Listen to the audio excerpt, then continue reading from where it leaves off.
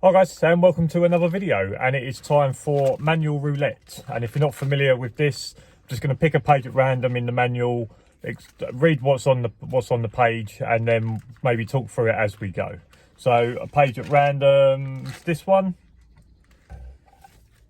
Pardon you, was that a burpee? And funnily enough, after the little doggy burp, it is page 23, which is regarding the dog, and we've got some storage of food and some storage of other bits and pieces. So at the top of the page, storage of food. There are several different places that food can be stored: the fridge, the cupboard, the freezer, and bag or dustbin. So for fridge, it's for fresh food. The cupboard is for tinned and moist. Freezer is for frozen, and bag or dustbin is for dry food, so that'd be like the kibble. Wherever food is stored, it is vital to ensure that it cannot be attacked by parasites or rodents, or in a position where it can be contaminated by damp or other outside considerations.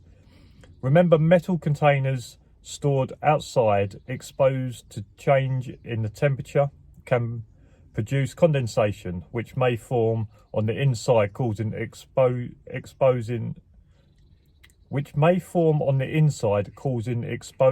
the food to dampness.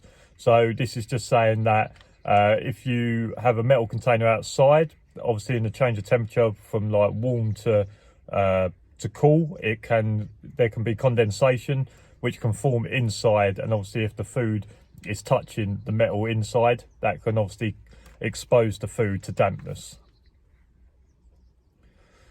Storage and cleanliness of feeding equipment. We have spoken a lot about the food element. It is important that you use a bowl. Preferably stainless steel is used for the dog to eat out of. Stainless steel is the best material to keep clean and free from bacteria, and is durable. So they're saying that stainless steel is the best in order to keep it clean and keep it durable, so not plastic or anything like that. It is as important to thoroughly clean the bowl and other utensils used to feed the dog as it is to ensure that the food is not contaminated.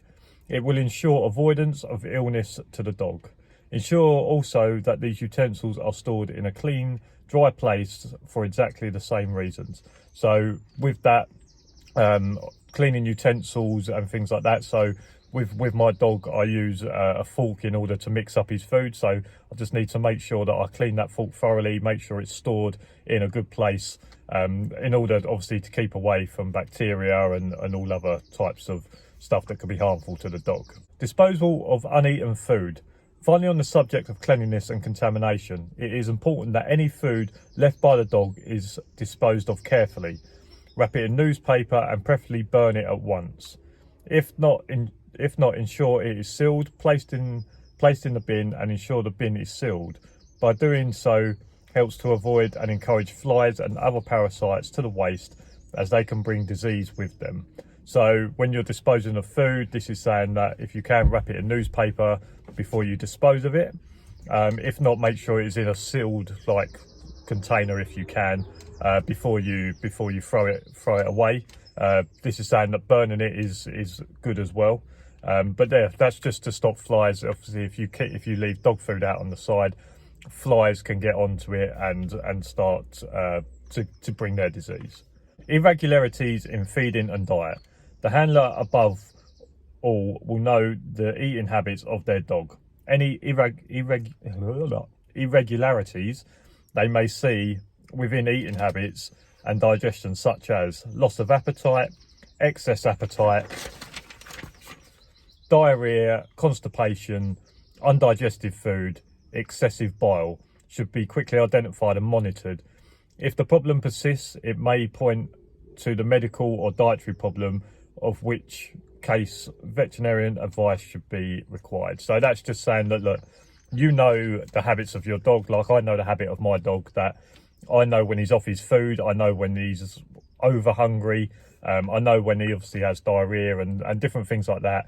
So obviously once you recognise that something is up, it is your responsibility to get the dog to the vet to try and get them the help that they need.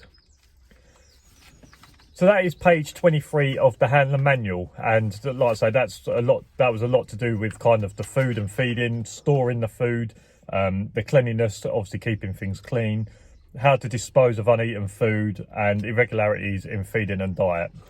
So I hope you learned something out of this. That's page 23 of the manual. I'd like to thank you all for watching. If you like this video, make sure you give it a thumbs up. Subscribe down below for loads more videos. And as for now, I'll see you again next time. Cheers for watching. Bye.